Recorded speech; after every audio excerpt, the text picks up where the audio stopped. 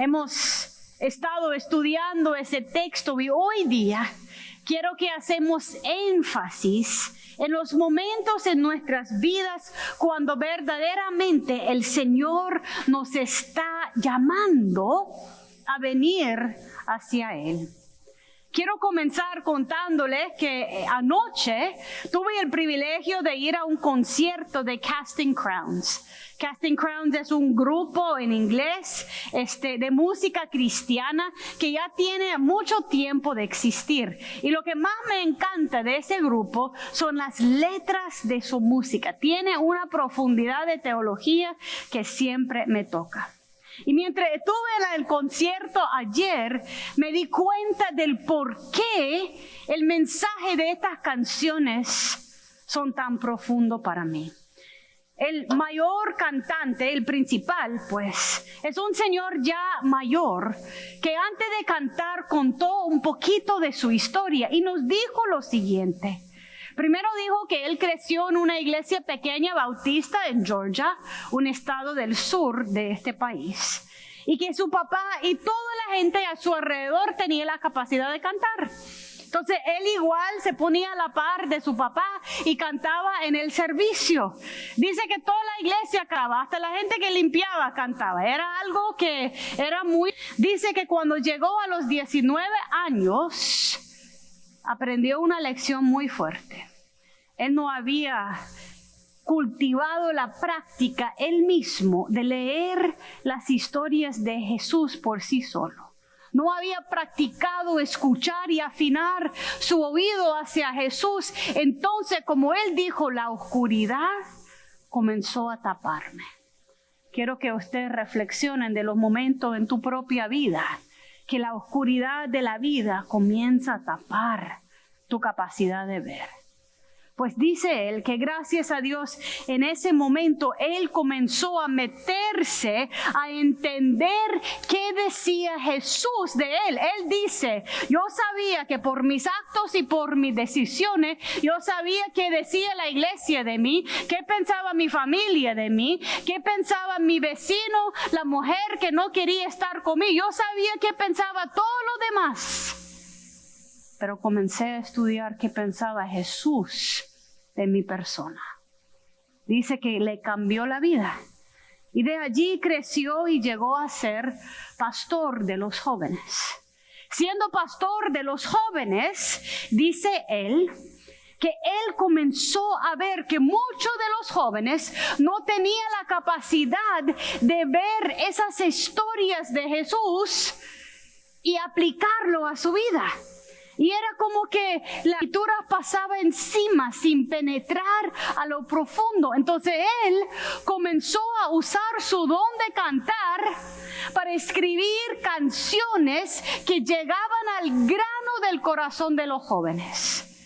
Y llegó a ser tan poderoso, tan famoso, tan capaz en su arte que ahora es uno de los mejores cantantes cristianos. Lo que más me tocó el corazón. Y él dice que hasta un documental escribieron de él y su grupo, es que aún en todo eso, él nunca jamás falta un domingo en su iglesia. Dice que su capacidad de ser pastor de los jóvenes es lo que le da el entender de las canciones que dio para compartir con los demás. Y el documental que escribieron de ese grupo es titulado Siempre estando los domingos. Y hasta la fecha, toda la gente en la banda que canten tienen otros trabajos en iglesias locales. Porque entiendan que aunque Dios está usando sus dones y multiplicándoles para que grandes estadios escuchan su voz, su llamado comenzó con su relación con Jesús en una iglesia donde Él tiene responsabilidad de sus jóvenes. Un llamado que llega hasta alto, pero nunca jamás pierde de vista lo esencial de estar conectado con Jesús. Eso me hace reflexionar un poquito de nuestras vidas y ese proceso de identificar qué es nuestro llamado. Muchas veces nosotros, al comenzar a escuchar propósito, llamado o algo de Dios, estamos simplemente diciendo que no podemos, que no tenemos la capacidad ni el tiempo. Lo otro interesante es que en la escuela él tenía dislexia, lo cual significaba que nunca jamás le gustaba leer. Y como hace el Señor muchas veces, toma las limitaciones y los convierte en trampolina para llegar a amplificar lo que tenemos. Suena como Moisés, que le dice al Señor, pero yo soy torpe de lenguas, no puedo ser la persona. Y es allí donde entra el poder de Dios. John Ortberg, en su libro Salte de la barca, habla del hecho que eso de afinar nuestros oídos a nuestra vocación o a nuestro llamado requiere una capacidad de escuchar a Dios en nuestras vidas. Él cuenta una historia vieja judía del hecho que cada uno de nosotros, en esa historia espiritual judía, cada uno de nosotros tenemos una chaqueta, una toga puesto, con 2 bolsillos. Dice que al sacar una nota de Dios, una de las bolsillas, esa nota dice, usted no es más que uno de los millones de granos de arena en el universo. Ay, Señor, ¿cuántos millones de personas ha creado? ¿Cuántas historias y décadas de personas en fe han caminado? Yo soy uno de los tantos. Uno de millones de granitos de arena. Dios tan grande como creador.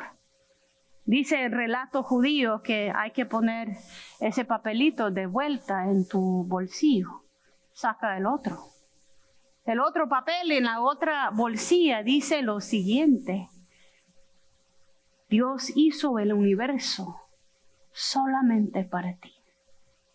Yo soy uno de tantos, pero a la misma vez yo soy creación de Dios, tan importante a Dios que en este momento el Señor me está hablando a mí. Uno de tantos, pero en ese momento que Jesús le dice, ve, Pedro es el que Dios creó el universo en ese momento. Y como cualquier sabiduría espiritual, hay que mantener en balance esas dos cosas. Somos uno de tanto, pero somos uno tan importante que el Señor hizo todo el universo para nosotros. El llamado comienza con un entender que hay propósito de nuestras vidas y llamado específico de cada quien. Literalmente, que el Señor hizo a Mabel y a la pastora Yolanda y a su hermano y a Cindy y a Juan David con un propósito específico. Todo el universo existe para que nosotros cumplamos con lo que el Señor nos ha llamado a hacer. Artículo recientemente que hablaba de la generación actual joven y el hecho que ellos, más en los estados, han sido enseñados de buscar lo exitoso. Yo quiero que me saque las notas necesarias para ir a una universidad buena. Yo quiero que busque una carrera que le va a dar los bienes financieros que se sientan fracasados si no llegan a la meta o que llegan a la meta. Yo ya fui a la universidad. Yo ya soy exitoso. Yo ya tengo todo lo que usted me dijo, mamá. Pero me siento perdido. Me siento sin rumbo. Me siento como que no tengo propósito de vida. El artículo hablaba del hecho que hay que recobrar lo importante que es la vocación en nuestras vidas. ¿Cuáles son las cosas únicas tuyas que el Señor ha puesto? Que Dios va a multiplicar de tal manera que no solamente va a tener impacto, pero que te va a llenar en una manera que no. ¿Cuál es el lugar donde Dios tiene para usted mismo? Yo creo que eso se aplica, no sé, a nuestros jóvenes.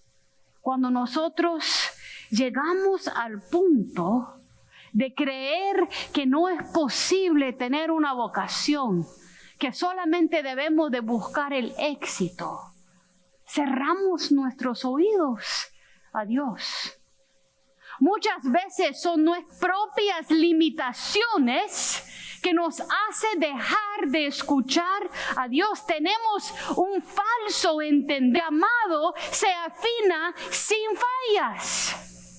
Pero la verdad de las cosas es que si vemos a Moisés, si vemos a Pedro, si vemos a la gente que más respetamos en la fe, gente de tu iglesia, gente de tu barrio, gente de tu familia, si te cuentan su historia, está lleno de malas decisiones, de dobladas por acá cuando debía de ser ahí, de tener que voltearse, de tener que pedir perdón, de caerse y de levantarse. El caminar en la fe y el entender nuestro llamado no es inmediato.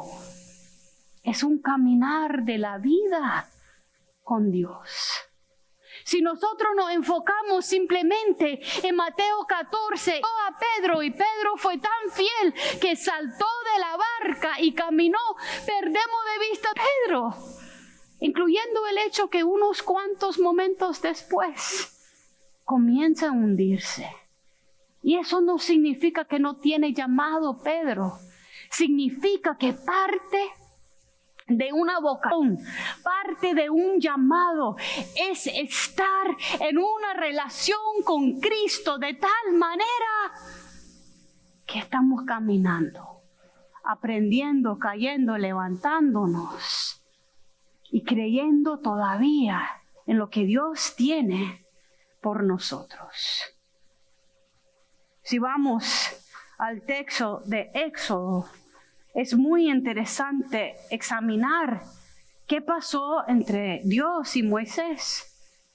Igual que ese cantante de Casting Crowns, que fue su mero, podía leer bien, que toda su niñez sentía como el chavalo que nunca iba a tener éxito, que esa falta de capacidad de leer los textos es lo que le llevó a escribir canciones que penetran en lo más profundo de los corazones de los jóvenes que tampoco leen las historias.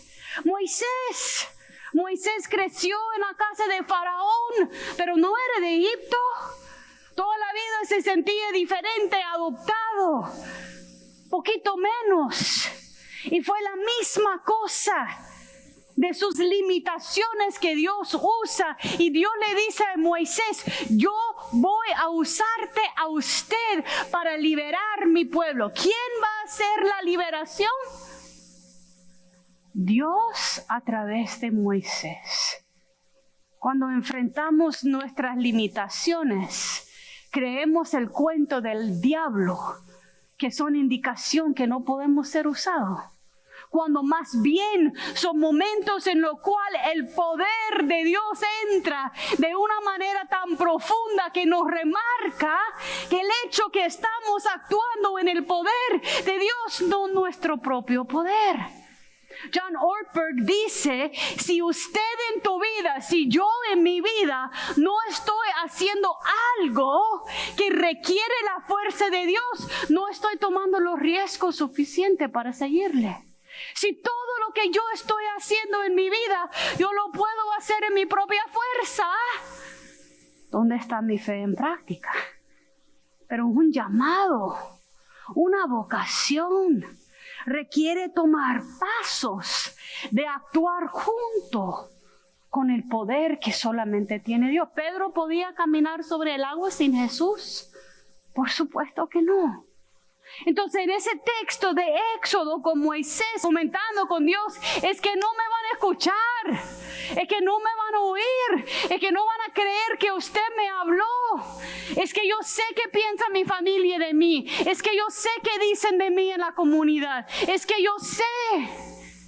Y sabe qué hace el Señor, poderoso y frustrante el Señor a la vez. Le dice, ¿qué tenés en tu mano?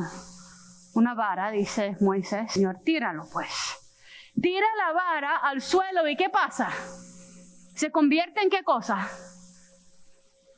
Una culebra, un serpiente. ¿Qué tiene que ver eso con un llamado, Señor? Dice Moisés, agárralo. Pero el Señor le indica a Moisés que lo debe de agarrar ¿desde dónde? De la cola. Vamos a ponernos a pensar. Si usted, que todo el mundo espera que usted se arregla con los serpientes, usted es esa persona. Hay una serpiente y le llaman, Mabel, por favor, deshace de esa serpiente. No, dice Mabel. Y Cindy, en tu casa es usted. Ok, si está el serpiente ahí enfrente, ¿usted le va a agarrar de la cola o de la cabeza? Por supuesto de la cabeza. ¿Por qué lo va a agarrar de la cabeza? Porque eso previene que la culebra le muerde a uno. La pastora Temi dijo a las 9, hay que cortarle la cabeza, ¿no? Pero no la cola. Si yo le corto la cola de la culebra, más enojado se va a poner. ¿Por qué Dios le dice a que agarra la culebra de la cola? Porque desde el comienzo, y doy gracias a John Ortberg que me enseñó eso en su lectura de ese pasaje.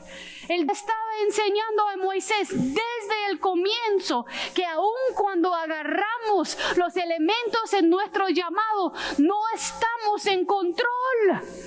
Es el Señor. Nosotros siempre somos la cola y el Señor la cabeza.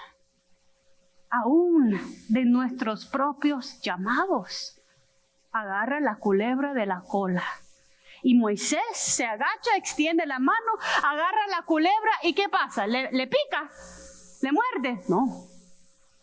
Porque Dios tuvo que actuar en ese entonces a la culebra en vara otra vez. Mark Hall, el líder de Casting Crowns, dice, si yo veo mi vida, no tiene nada que ver con lo que yo me imaginaba iba a ser mi vida. Y parte del caminar en la fe es tener el valor de agarrar la culebra cuando Dios dice, no lo agarres si no lo dice.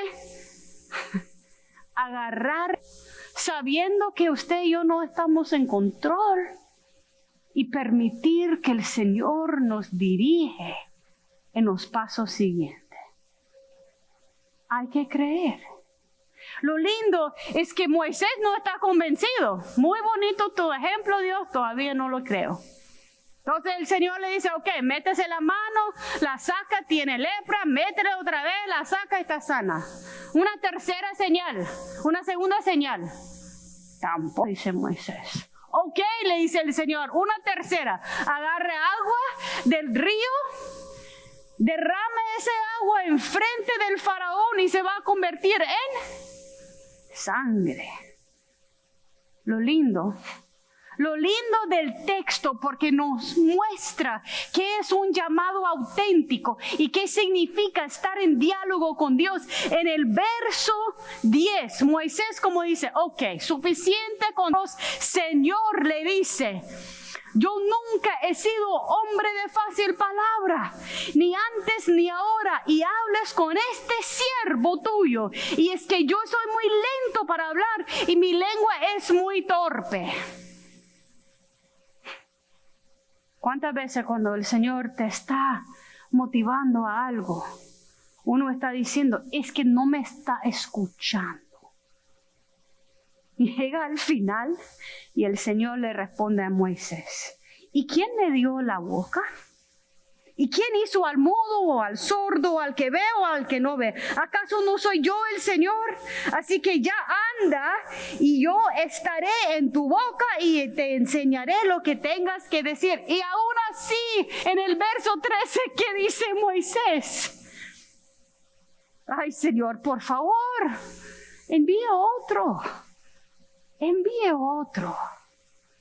Lo interesante es que cuando estamos pensando en llamado, en vocación, en lo que Dios nos está diciendo, tenemos que ser realistas sobre nuestras habilidades y nuestras limitaciones, pero nunca jamás podemos perder de vista que es el Señor que va a darnos lo que necesita, donde Él nos va a guiar.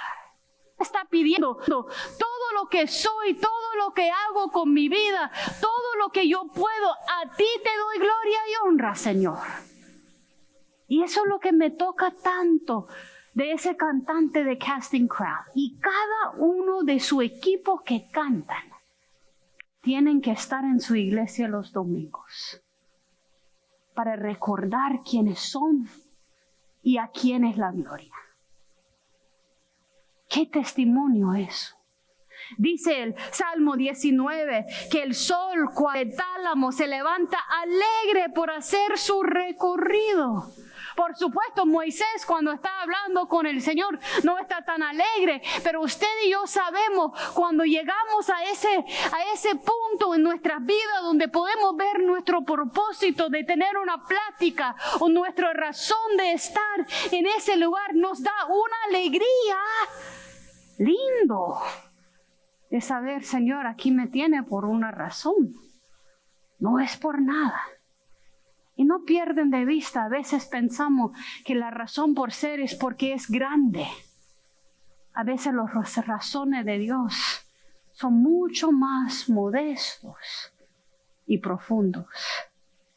En Efesios 4, 1 al 14, quiero que escuchen eso. Efesios 4, 1 al 14. Estar en tu llamado significa tener paciencia.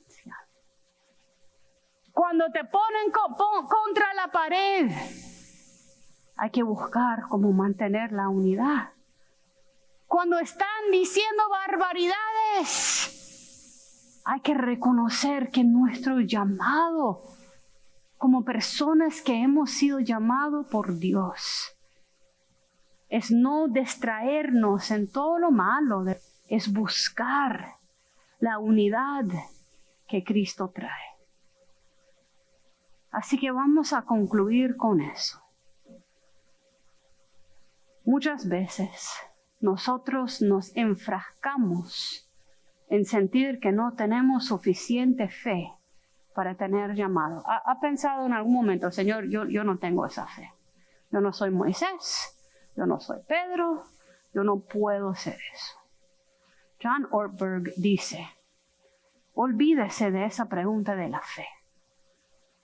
Considera no cuánto fe tiene, porque el mismo texto nos dice, fe como granito de mostaza es suficiente. Olvídese de intentar sumar cuánta fe tiene. Agarrar la mano de Jesús y caminar con Él. Y en el caminar, uno encuentra el paso siguiente. Cuando Jesús le dice a Pedro que ven, si yo fuera Pedro, yo le preguntaría, ¿el agua? ¿Usted va a decirle al viento que se calme? ¿Qué va a pasar con mis amigos en la barca? ¿Dónde me va a llevar? ¿Vamos a seguir caminando hasta la orilla?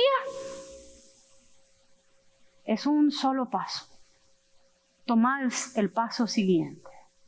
Levantar la serpiente de la cola y yo te voy a indicar qué hacer. Con esa misma vara, cuando la gente estaba cruzando el río Jordán para entrar en la tierra prometida, ¿se acuerda lo que dijo el Señor? Ni siquiera estaba Moisés, era el pueblo con Josué. Ponga la vara en el agua y poner el primer paso. Y después del primer paso, ¿qué va a pasar con el agua? Se va a dividir. Pero Dios no nos va a dar todos los pasos, un paso a la vez. Bájate de la barca, camina, y yo te enseñaré en el camino. Mis hijos, ya saben, algunos de ustedes que son grandes, ya han salido de la casa y en uno estábamos discutiendo cómo saber qué es la decisión correcta o incorrecta en la fe. Y yo soy suficientemente inteligente de saber que en este momento de su vida yo como su madre no tengo la razón para ellos, ¿no? Entonces yo les digo, ¿sabe qué? Si quieres saber qué es la cosa más fiel, considera qué haría la gente que ustedes respetan en la fe. Tus abuelos, Mr. Gina, otra gente que ha tenido influencia. Pregúntase a sí mismo, cuando se está enfrentando algo, ¿qué haría fulano? A veces fulano se equivoca, tu abuelo no es siempre perfecto. Pero la gente que han caminado por años en la fe, han aprendido algo. Y al salirte de la barca una vez, te hace más fácil salir la otra vez. Pregúntate qué hace la gente que ha caminado toda su vida.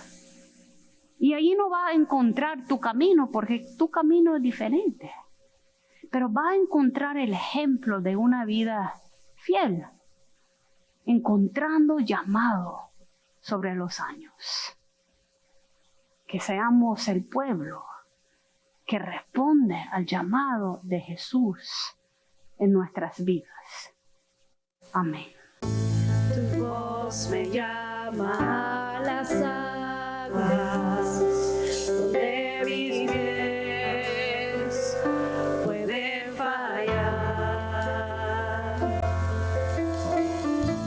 Y ahí te encuentro en lo descansaré en tu poder, es tuyo soy hasta el final.